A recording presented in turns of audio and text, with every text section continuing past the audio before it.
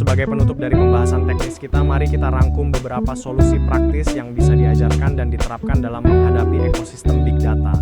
Ada 5 poin utama yang menjadi kunci keberhasilan. Pertama, mulai dari use case, bukan dari alat. Seringkali kita terjebak pada kecanggihan teknologi, padahal yang terpenting adalah menentukan dulu masalah apa yang ingin diselesaikan. Apakah itu soal deteksi fraud, manajemen stok, segmentasi pasar, atau prediksi harga. Alat analisis baru dipilih setelah masalahnya jelas. Kedua, bangun data pipeline yang rapi. Proses pengolahan data harus dilakukan secara sistematis, mulai dari mengumpulkan, membersihkan, mengintegrasikan, hingga menganalisis dan memvisualisasikannya. Alur kerja yang rapi akan menjamin keandalan hasil analisis kita. Ketiga, gunakan governance. Jangan abaikan tata kelola data. Terapkan standar data, penggunaan metadata yang jelas, serta kontrol akses yang ketat sejak awal proyek dimulai untuk menjaga integritas dan keamanan informasi. Keempat, gabungkan statistika dan machine learning. Gunakan descriptive analytics untuk membaca situasi saat ini secara akurat, lalu lengkapi dengan kekuatan predictive analytics untuk mengantisipasi kemungkinan yang akan terjadi di masa depan. Kombinasi keduanya memberikan perspektif yang sangat kuat. Terakhir, pakai konteks Indonesia, kita memiliki kekayaan data yang luar biasa di depan mata. Gunakan fenomena QRIS, dinamika e-commerce, fluktuasi harga pangan, hingga data mobilitas penduduk sebagai sumber studi kasus yang nyata. Dengan menggunakan konteks lokal, solusi yang dihasilkan akan jauh lebih relevan dan berdampak bagi masyarakat kita. Memahami Big Data berarti menyadari bahwa informasi tidak lagi hanya sekadar angka yang tersusun rapi dalam baris dan kolom tabel. Secara garis besar, kita dapat mengklasifikasikan data ke dalam 3 kategori utama. Pertama adalah data terstruktur. Ini adalah jenis yang paling akrab bagi kita, memiliki format tetap dan skema yang kaku, sehingga sangat mudah disimpan dalam tabel database tradisional. Contohnya adalah data transaksi penjualan atau profil pelanggan yang biasa kita analisis menggunakan SQL, spreadsheet, maupun data warehouse. Kedua adalah data semi terstruktur. Jenis ini tidak memiliki bentuk tabel yang kaku, namun tetap memiliki pola atau penanda tertentu yang membuatnya bisa diproses secara sistematis. Format seperti JSON, XML, serta log aplikasi adalah contoh yang sangat umum kita temukan dalam sistem digital dan interaksi API saat ini. Ketiga adalah data tidak terstruktur. Ini mencakup porsi terbesar dari pertumbuhan data global, mulai dari teks ulasan pelanggan, gambar, video, hingga percakapan di media sosial. Meskipun sulit diolah dengan metode konvensional, disinilah letak insight penting mengenai perilaku manusia yang sebenarnya. Poin krusial yang perlu kita catat adalah, semakin beragam jenis data yang masuk ke dalam sistem, maka tantangan integrasi dan analisisnya pun akan semakin kompleks. Kemampuan organisasi dalam menyatukan ketiga jenis data inilah yang akan menentukan kualitas keputusan yang dihasilkan. Setelah kita memahami jenis datanya, pertanyaan berikutnya adalah, dari mana semua data masif ini berasal? Sumber Big Data sebenarnya sangat luas dan ada di sekeliling kita setiap hari.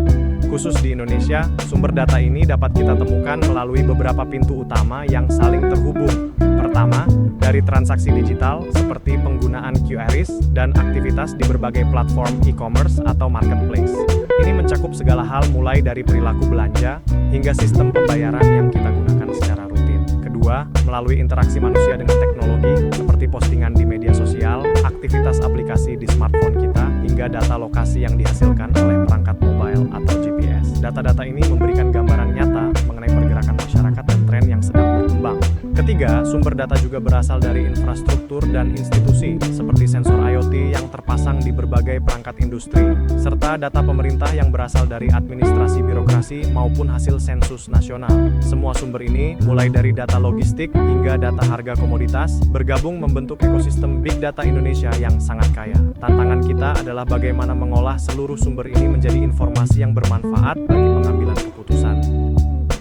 Agar Big Data dapat dikelola dengan efektif, kita memerlukan infrastruktur pendukung yang mencakup aspek penyimpanan, pemrosesan, jaringan, hingga sistem keamanan data. Kita bisa melihat perbedaan kebutuhan ini berdasarkan skalanya. Dalam skala kecil, data biasanya masih bisa dikelola dan dianalisis menggunakan metode konvensional. Kita mungkin cukup menggunakan database relasional biasa, spreadsheet, atau server lokal dengan kapasitas yang masih terbatas.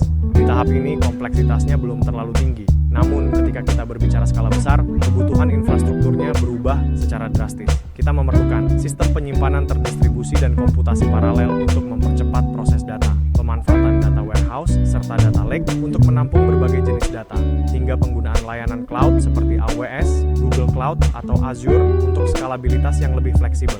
Satu poin penting yang harus diingat, pemilihan arsitektur yang salah sejak awal dapat membuat proses analisis menjadi lambat, memakan biaya mahal, dan sangat sulit untuk dikembangkan di masa depan. Keselarasan antara volume data dan infrastruktur adalah kunci utama keberhasilan implementasi Big Data. Dalam mengelola Big Data, kita mengenal dua pendekatan penyimpanan yang berbeda fungsi dan tujuannya, yaitu Data Warehouse dan Data Lake. Data Warehouse dapat kita bayangkan sebagai gudang penyimpanan yang sangat tertata. Di sini, data yang disimpan sudah melalui proses pembersihan, memiliki struktur yang jelas, dan sudah dalam kondisi rapi. Karena sifatnya yang sudah matang dan siap pakai, Data Warehouse sangat ideal digunakan untuk kebutuhan laporan bisnis, pembuatan dashboard, hingga pelaporan berkala bagi manajemen. Di sisi lain, kita memiliki Data Lake. Berbeda dengan warehouse, Data Lake berfungsi untuk menampung data mentah dalam berbagai format asli mereka, baik itu data yang terstruktur maupun tidak terstruktur. Tempat ini sangat cocok untuk lingkungan Big Data yang sumbernya sangat beragam, seperti yang kita bahas di slide sebelumnya, di mana belum semua data tersebut siap untuk langsung digunakan. Singkatnya, jika kita butuh data yang sudah diolah untuk analisis tepat, kita beralih ke Data Warehouse. Namun, jika kita ingin menyimpan segala jenis data mentah untuk eksplorasi di masa depan, Data Lake adalah wadah yang tepat. Setelah data tersedia, bagaimana cara kita memindahkannya ke sistem penyimpanan? Disinilah kita mengenal dua metode utama, ETL dan ELT. Perbedaannya terletak pada urutan prosesnya. ETL, Extract, Transform, Load adalah pendekatan tradisional. Di sini data diambil, langsung dibersihkan dan diubah formatnya, transform. Baru kemudian dimasukkan ke dalam sistem, load. Metode ini sangat unggul dalam kontrol proses dan tingkat kebersihan data. Karena data harus rapi sejak awal, ETL sangat cocok untuk data yang akan masuk ke data warehouse untuk laporan bisnis yang presisi. Sebaliknya, ELT, Extract, Load, Transform adalah pendekatan yang lebih modern dan populer di ekosistem Big Data. Data diambil dan langsung dimasukkan ke penyimpanan besar, load dalam bentuk mentah, baru kemudian ditransformasikan di dalam sistem sesuai kebutuhan. ELT unggul luar biasa dalam hal kecepatan ingest dan skalabilitas transform. Metode ini jauh lebih fleksibel karena kita bisa menampung data mentah dalam jumlah masif terlebih dahulu tanpa harus menunggu proses pembersihan yang lama. Jika kita lihat diagram kuadran di atas ETL, condong ke arah kontrol dan kebersihan data yang matang sebelum digunakan. ELT condong ke arah kecepatan pemuatan data dan kemampuan menangani skala data yang sangat besar. Pemilihan antara ETL dan ELT akan sangat bergantung pada seberapa cepat kita membutuhkan data tersebut tersedia di sistem dan seberapa kompleks transformasi yang diperlukan. Seringkali dalam proyek Big Data, kita terlalu fokus pada algoritma yang canggih atau visualisasi yang indah, namun melupakan fondasi utamanya, yaitu data cleaning. Meskipun sering dianggap sepele atau membosankan, tahap ini justru yang paling menentukan apakah hasil analisis kita bisa dipercaya atau tidak. Ada 4 tantangan utama dalam kualitas data yang harus kita selesaikan di tahap ini. Data ganda, munculnya rekaman yang sama berulang kali, biasanya akibat integrasi dari berbagai sistem yang berbeda. Jika tidak dibersihkan, ini akan merusak akurasi perhitungan total atau rata-rata. Nilai kosong. Adanya informasi yang hilang dalam dataset. Ini adalah lubang yang bisa menyebabkan bias pada analisis dan membuat model prediksi kita menjadi tidak valid. Salah format, ketidakkonsistenan input, misalnya penggunaan titik dan koma pada angka yang berbeda-beda. Ini menghambat sistem dalam memproses data secara otomatis. Outlier, data ekstrem yang jauh berbeda dari pola umum. Outlier bisa sangat menyesatkan statistik deskriptif kita dan membuat model machine learning memberikan hasil yang tidak wajar. Poin yang ingin saya tegaskan adalah, jika tahap pembersihan ini diabaikan, maka visualisasi, dashboard, hingga model prediksi secanggih apapun hanya akan menghasilkan keputusan yang menyesatkan. Dalam dunia data berlaku prinsip garbage in, garbage out. Jika yang masuk adalah sampah, maka yang keluar pun akan menjadi sampah. Masuk ke slide ke-28, kita membahas salah satu tantangan paling nyata di dunia data. Fakta bahwa data jarang sekali berdiri sendiri. Dalam operasional sehari-hari, satu masalah bisnis biasanya tidak bisa dijawab hanya oleh satu dataset. Kita perlu menggabungkan berbagai sumber, dan proses inilah yang kita sebut sebagai data integration. Untuk mencapai integrasi yang mulus, kita mengikuti siklus 4 langkah utama. Identifikasi sumber. Kita mulai dengan mengatalogkan semua sumber data yang relevan, baik itu database internal, API pihak ketiga, maupun file mentah yang memang diperlukan untuk menjawab pertanyaan analisis kita. Standarisasi. Ini adalah tahap di mana kita menyamakan bahasa. Kita Kita memastikan format, kode referensi, hingga metadata antar sumber data sudah seragam sehingga sistem yang berbeda bisa saling memahami. Integrasi, disinilah penggabungan sesungguhnya terjadi. Kita bisa mengombinasikan, misalnya, data penjualan dengan data lokasi, waktu, bahkan variabel eksternal seperti cuaca untuk menemukan korelasi yang sebelumnya tersembunyi. Validasi. Terakhir, kita melakukan pengecekan kualitas untuk memastikan hasil integrasi tersebut konsisten, akurat, dan tidak menghasilkan informasi yang menyesatkan. Kemampuan sistem-sistem yang berbeda untuk bertukar dan menggunakan data secara efektif inilah yang kita sebut sebagai interoperabilitas. Tanpa ini, big data hanyalah tumpukan informasi yang terisolasi. Setelah kita membahas integrasi data, kita masuk ke komponen yang sering dianggap sebagai pelengkap, padahal sebenarnya adalah nyawa dari setiap dataset, yaitu metadata.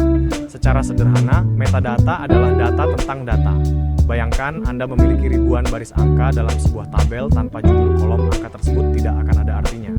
Tanpa metadata, big data menjadi sangat membingungkan dan rawan sekali disalahartikan. Untuk memastikan data kita memiliki makna, ada 5 elemen metadata kunci yang harus kita pahami. Arti nama kolom, kita perlu penjelasan mendetail tentang apa yang dimaksud di setiap kolom. Misalnya, jika ada kolom pendapatan, apakah itu pendapatan bruto atau neto? Penjelasan ini mencegah kesalahan interpretasi. Satuan nilai, ini krusial. Apakah angka dalam kolom tersebut dalam satuan rupiah, dolar, kilogram, atau persentase? Kesalahan satuan bisa berakibat fatal pada hasil akhir analisis. Waktu pembaruan. Kita harus tahu kapan data tersebut terakhir kali diperbarui. Hal ini sangat penting untuk menilai apakah data tersebut masih relevan untuk digunakan dalam pengambilan keputusan saat ini. Sumber data. Mengetahui dari mana data berasal membantu kita menentukan tingkat kepercayaan, trust level, dan cara kita menginterpretasikannya. Definisi kategori. Jika dalam data terdapat kode-kode tertentu, metadata harus menjelaskan maksud dari kode tersebut agar tidak terjadi ambiguitas. Sebagai kesimpulan dari slide ini, metadata bukanlah sekadar tambahan. Ia adalah bagian inti dari tata kelola data governance, yang memastikan analisis kita dapat dipertanggungjawabkan dan dapat diulang kembali dengan hasil yang konsisten, reproduktibilitas. Memasuki slide ke-30, kita harus menanamkan pola pikir bahwa dalam dunia big data, jumlah data yang besar tidak otomatis berarti kualitas yang tinggi. Justru sebaliknya, semakin besar volume datanya, semakin besar pula risiko masuknya data kotor yang bisa merusak analisis. Untuk memastikan data kita layak digunakan sebagai dasar pengambilan keputusan, kita harus mengukurnya melalui 6 dimensi kualitas data utama. Akurasi. Kita harus memastikan data tersebut mencerminkan nilai yang sebenarnya di lapangan. Data yang tidak akurat hanya akan memberikan arah yang salah. Kelengkapan. Dataset harus utuh, artinya tidak ada variabel penting atau nilai yang hilang secara signifikan yang dapat menyebabkan bias. Konsistensi. Data yang sama harus memiliki nilai yang identik di seluruh sistem yang berbeda. Jika data penjualan di sistem A berbeda dengan sistem B, maka kita memiliki masalah integritas. Relevansi. Apakah data yang kita kumpulkan benar-benar sesuai dengan kebutuhan analisis? Memiliki banyak data yang tidak relevan hanya akan membuang waktu dan sumber daya komputasi. Ketepatan waktu. Data harus tersedia saat dibutuhkan. Data yang sangat akurat sekalipun tidak akan berguna jika baru tersedia setelah keputusan strategis sudah terlanjur diambil. Validitas. Data harus sesuai dengan format, aturan, dan standar yang telah ditetapkan dalam sistem. Ringkasnya, kualitas data adalah syarat mutlak. Tanpa standar kualitas yang ketat, big data hanyalah tumpukan informasi yang menyimpan risiko besar bagi perusahaan.